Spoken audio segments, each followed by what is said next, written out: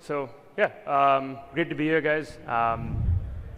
What I'm going to talk about today is that, who the fuck is Jump? I get asked this question about 5 times a day, and so I decided I'd take the opportunity to present this in front of a slightly broader audience. So let's start there. So Jump has its roots in the CME. It's a prop trading firm started about 20 years ago in the pits in Chicago. And on the floor, as you can see on the screen, people would jump up and down to try to make themselves be seen and try to execute trades, and that's how we got the name Jump. So we've come a long, long way since, and the whole ethos of the firm has been to stay abreast with evolutions in market structure, stay ahead of them, stay competitive, and it's grown to be one of the largest quantitative trading firms in the world today. So the pits is where is where Jump got started, but the markets eventually went electronic, as we all know now, and they were amongst the first firms to start arbing the screens and the floor, and eventually left the floor altogether when they realized that we can start ingesting a lot more information from global pipelines and execute far more efficiently, execute faster, trade more products, and effectively made a decision to stop growing traders and start building businesses. Right? So clicking and ingesting information and building tooling was a nice and good advantage, but advantages never last, right? Edges always get extracted from the market, and smart computer scientists started thinking about how we start automating a bunch of this stuff, taking out repetitive actions, and started program their mental trading models into systems. And so you start with if-then statements, if trade on NASDAQ, hit the CME, simple things of that nature. But again, those kinds of things get abstracted away, but they let you stay fast for a while. And so as advances in predictive modeling started, the firm has just become a research and trading firm, and this is kind of how we exist today. So before I walk through some of this stuff, I just wanted to take a second to walk through the cycle of how any predictive model is built and how execution today works at a modern quant trading firm. So firms like Jump have petabytes of time series market data from a giant variety of asset classes, and at the time of construction, built one of the largest compute grids in the world to process all this data and build various machine learning models to predict price. The models have only become more complex over time. There's a lot of intelligence in the space, and a lot of the obvious alpha is obviously out. And so the life cycle works with models being generated off the grids, being deployed into hosts across the globe, moving information around as quickly as you possibly can, and then reacting to markets to get execution in as quickly as possible. So when the fiber lines were being laid down between Chicago and New York, we were there laying down our own fiber lines. Once that started being competitive, we started building our own wireless towers. We have our own wireless network around the world that we use for trading. And we often joke that didn't expect the firm of bit traders to start running an ISP, but that's where we are today. There's lots of advancements in hardware. As the models get more complex, you need to compute them a lot faster, but then react off of them faster as well. And so you're developing custom hardware, baking all your trading logic into the chips, making sure your paths to the exchanges are optimized, and really building the most robust trading engine that you possibly can to capture opportunities very quickly. And so far away from jumping up and down in the pits. And that's really the ethos of the firm. The way I model everything Jump does is in recognizing asymmetric opportunities ahead of the market and throwing the kitchen sink at things that are working. If wireless towers are working, we're going to build the biggest wireless tower grid in the network. If ASICs and FPGAs are working, we're going to have hardware. If predictive modeling is going to be big, we're going to have one of the biggest compute grids. And that's really the ethos of how the firm has operated throughout its 25-year history.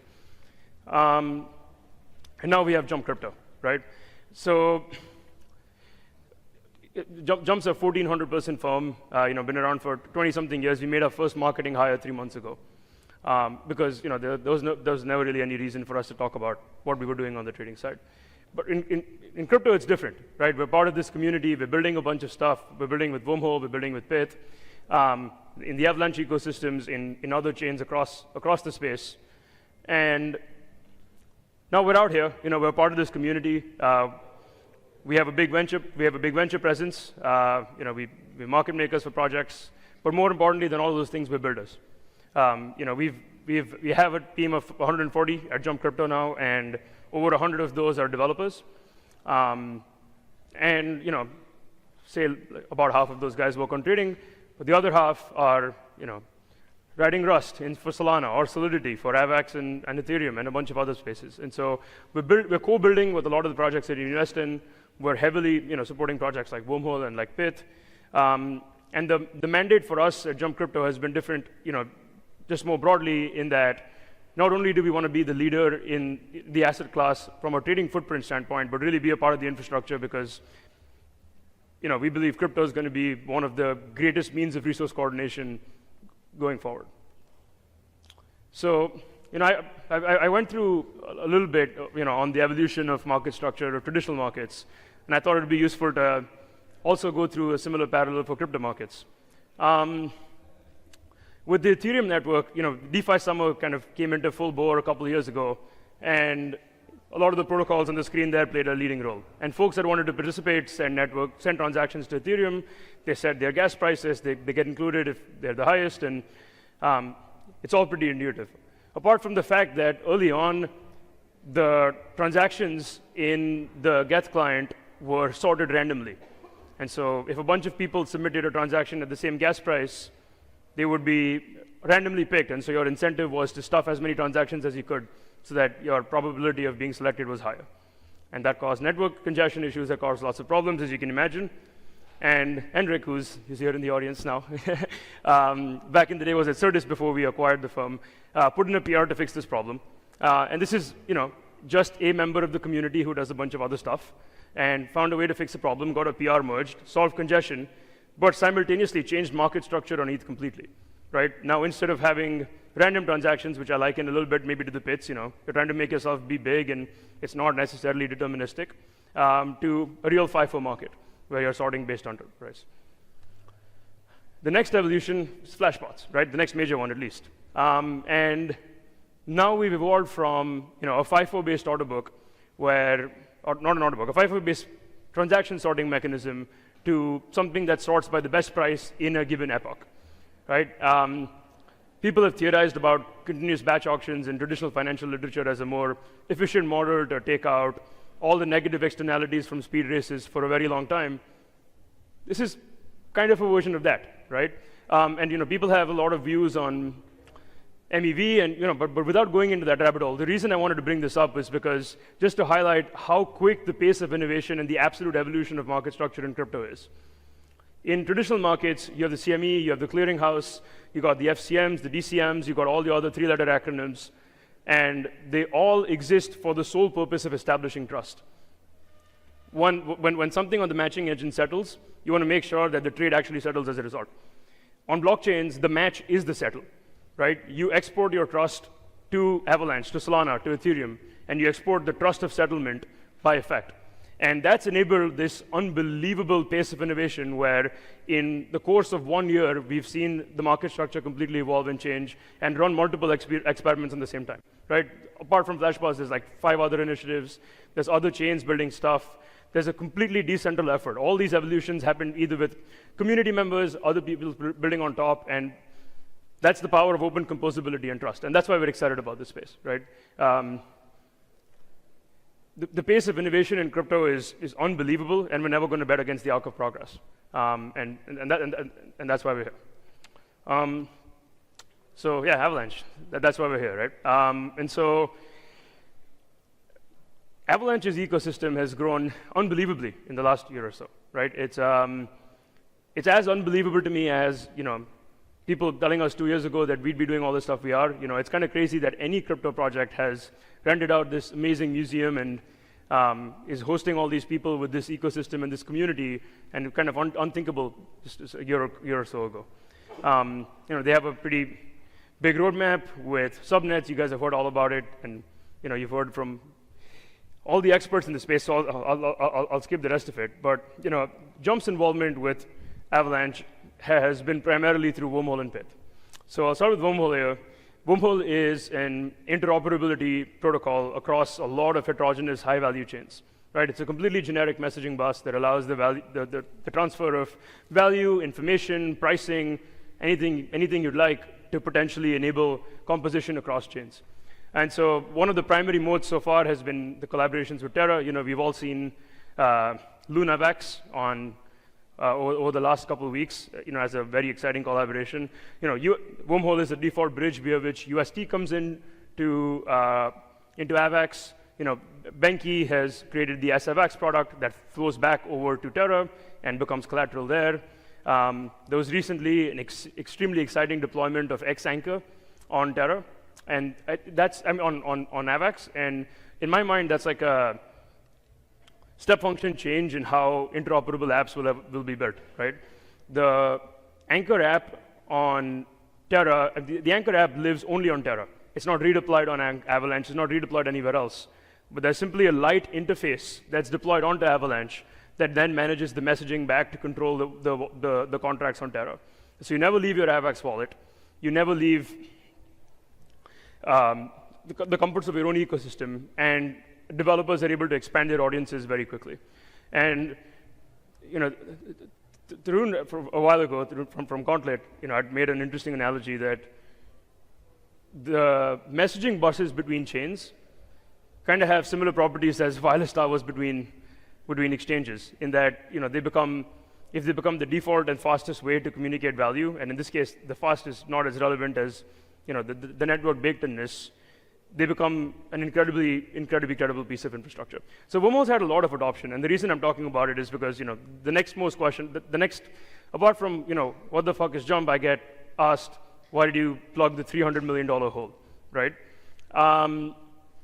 And that's because of exactly the thesis that I was laying out here. The default pieces of infrastructure that are responsible for communication across chains in the most generic and powerful fashion are going to end up being highly, highly value creative and capture a big amount of value at the same time. We're big believers in the Wormhole vision. We're big believers in all the ecosystems that are connected to the chains. I've talked about this in forums before, but it's a white whale project.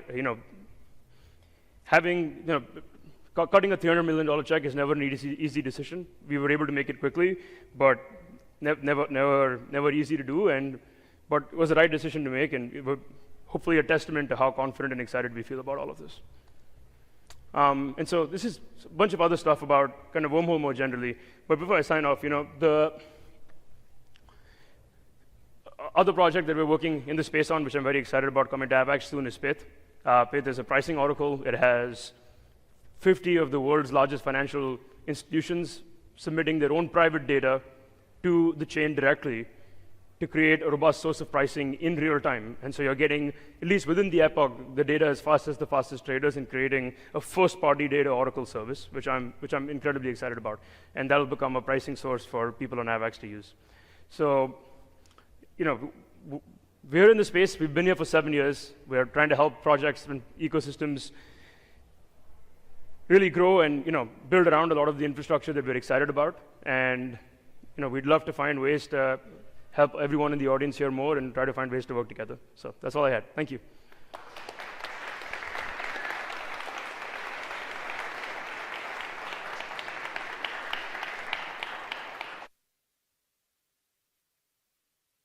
Yeah. All right, there's 1 minute left for questions. Anyone has one question?